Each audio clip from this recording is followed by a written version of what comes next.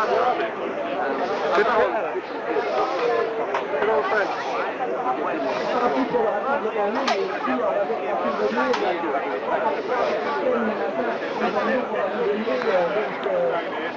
put no back. Donc, merci à tous les camarades de mettre en évidence leurs t-shirts, leurs pancartes.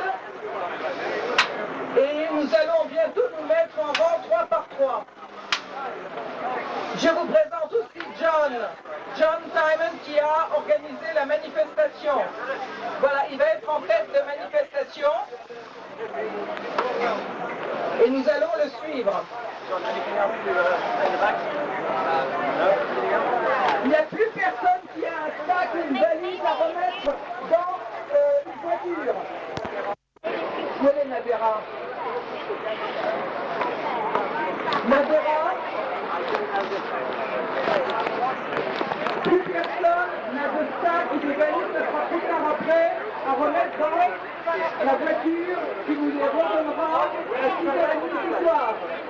Allez, vas-y, Akila. Avec lui. Akila. Là, avec lui.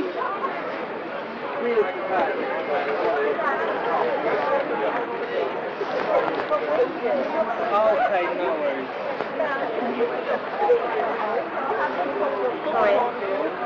Yeah, okay.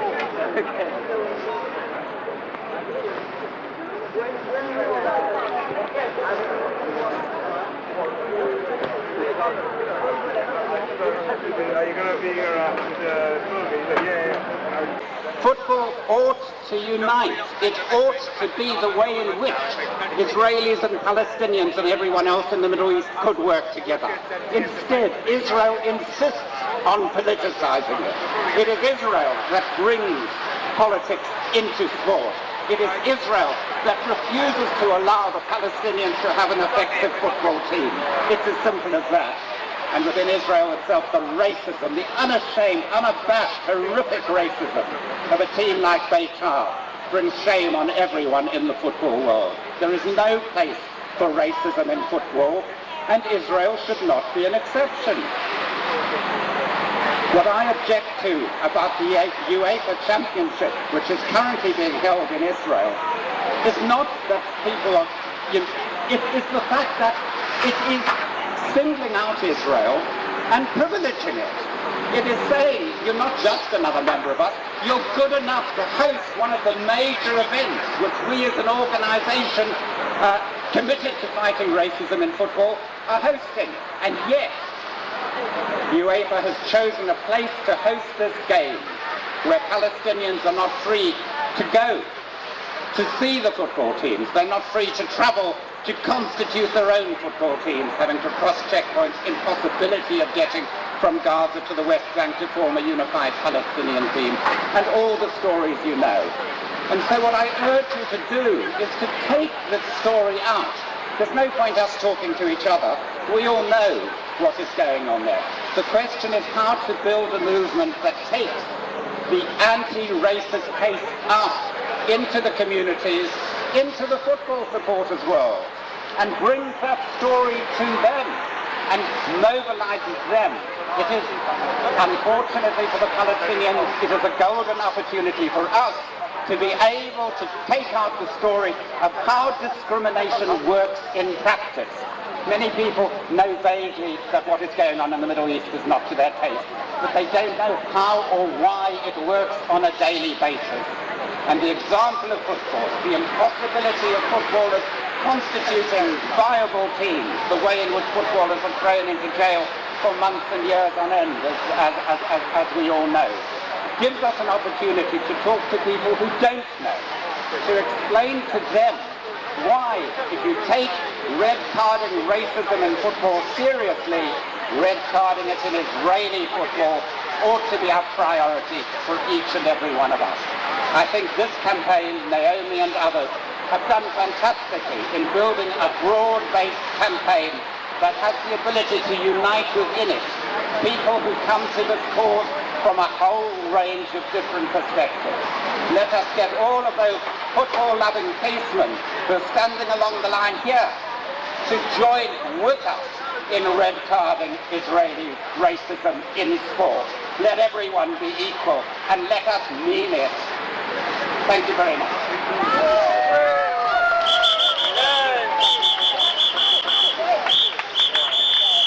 Thank you, Richard.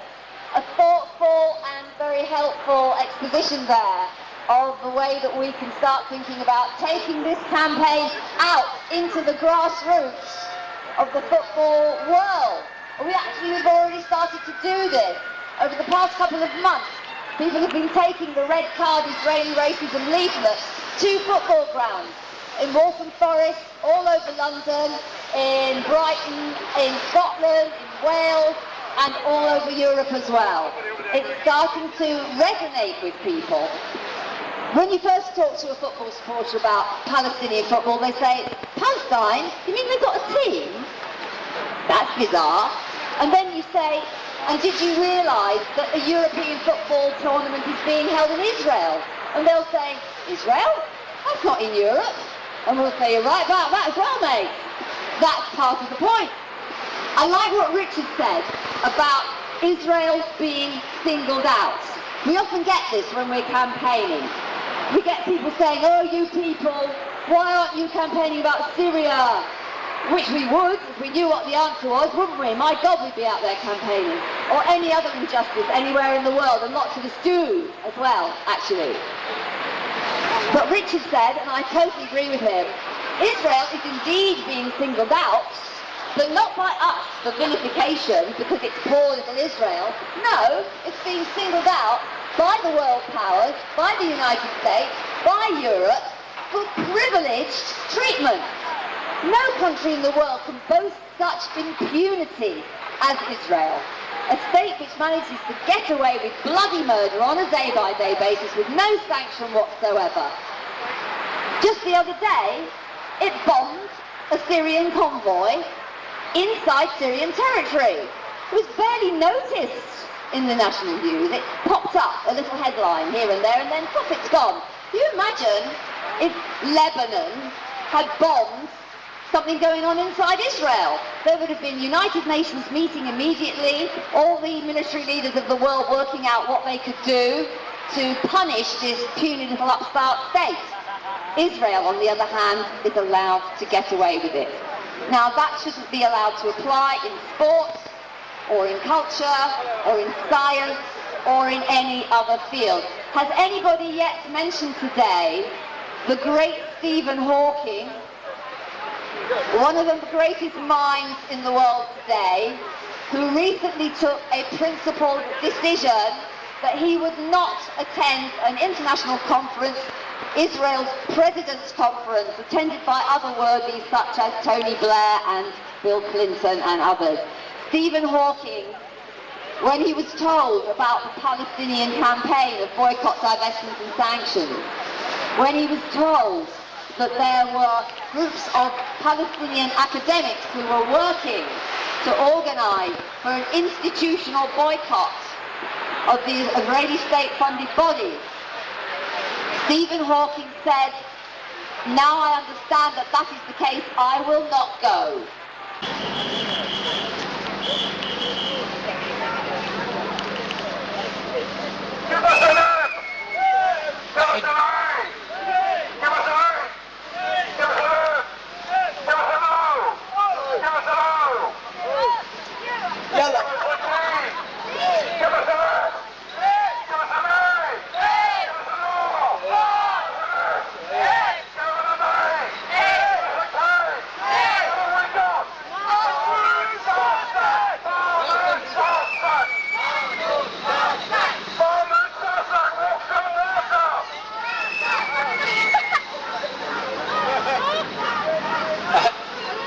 أحباء فلسطين حول العالم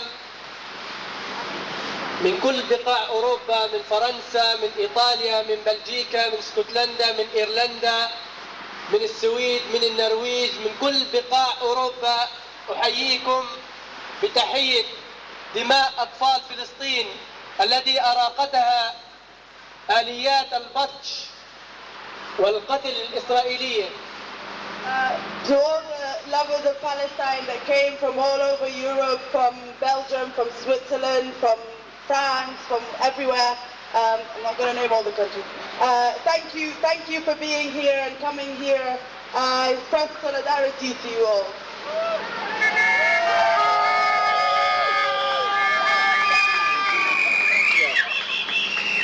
أحييكم بتحية 5400 أسير لا زالوا يقبعون خلف قضبان السجون حتى هذه اللحظة. I welcome you with the welcome of more than 5,000 Palestinian prisoners that are still in Israeli jails till this moment.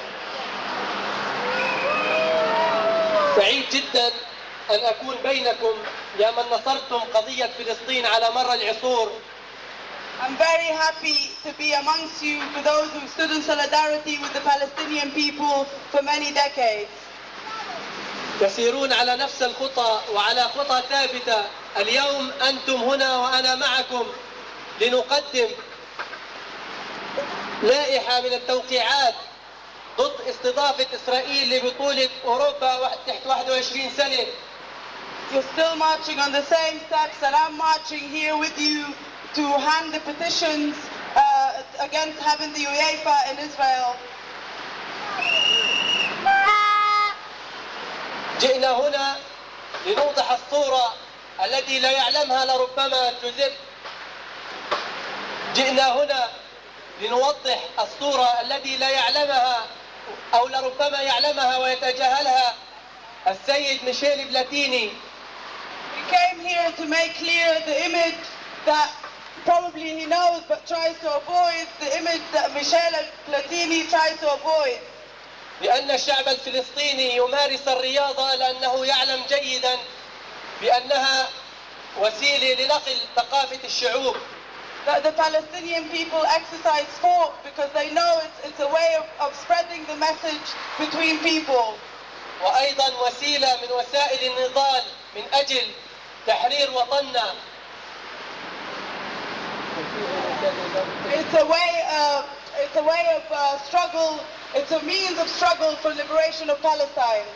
جئنا هنا الآن لنعلمه جيدا بأن الرياضة هي وسيلة من وسائل نشر السلام بين الشعوب. We came here to tell him clearly that the sport is a way of spreading peace amongst people.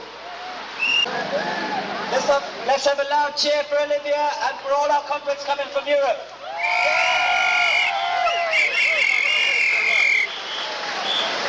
Thank you, everybody. I don't think I have many things to add to what has been said by everyone and by Mahmoud Sarsak. So, competition, boycott Israel. No competition, boycott Israel. No competition, boycott Israel. Children in detention. No competition, boycott Israel. No competition, boycott